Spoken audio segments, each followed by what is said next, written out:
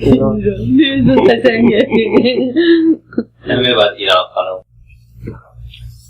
What do you want to know about Iran Khanum? Iran Khanum is... she's your hero, right? She's my hero. Why is she your hero? Well, the way she raised us, the way she looked after us, the way... I mean, she's a mom. I mean, I think mom as a distinction is a mom. I mean, there's nothing really you want to compare. But now when I apply the distinction of mom, you know, when you want to do something, you don't know whether it's right or wrong. I have a mom test.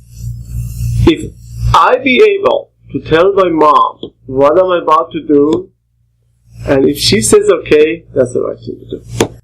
So I don't have to read books, I don't have to really, that's the mom test I have. Wow.